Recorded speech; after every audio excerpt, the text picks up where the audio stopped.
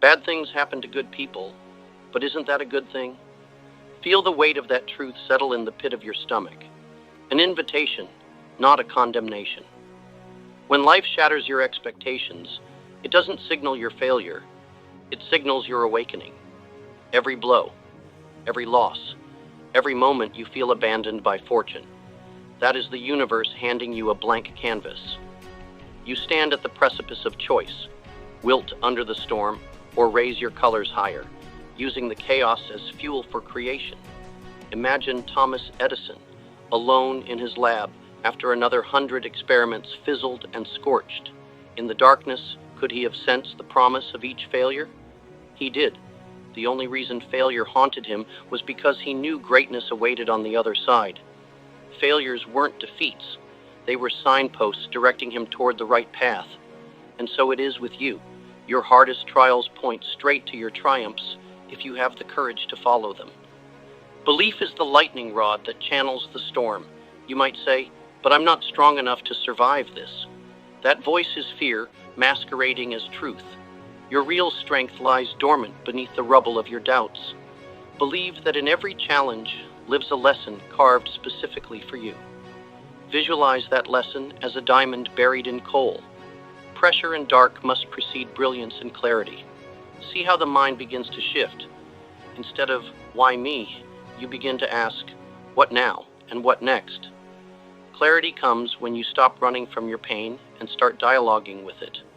Stand face to face with your fear and ask it, what are you here to teach me?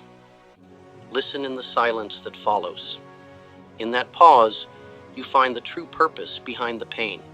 You discover the raw material for your character, the blueprint for your destiny. Without that confrontation, you'll wander through life like a leaf on the wind. With it, you carve a course through any storm. Purpose is born of pain transformed. When you channel your hurt into a service greater than yourself, your wounds become wings.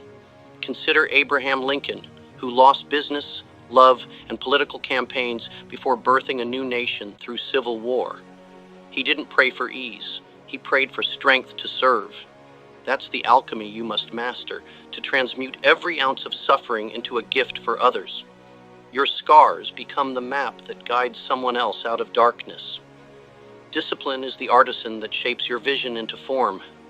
Dreams are fragile until forged by relentless habit. Every morning you choose the grind over the pillow. You sharpen the blade of your resolve. Every time you honor a promise to yourself, you cement the foundations of your empire. Picture Henry Ford waking before dawn, drawing blueprints by lantern light, weld by weld building the future of transportation. He didn't wait for comfort. He built it from sheer will. Action is the bridge between belief and reality. You can feel the surge of adrenaline, hear the thunder of your heart, but until you move, until you speak the words, take the step, place the call, nothing changes. Action doesn't need permission, it demands conviction.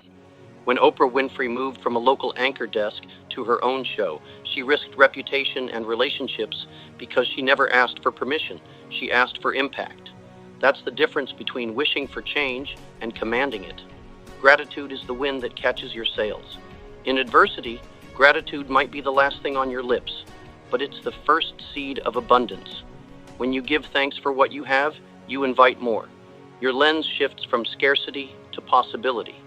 It's the reason Howard Schultz, after being turned down by investors 68 times to finance Starbucks, still thanked every no for teaching him resilience.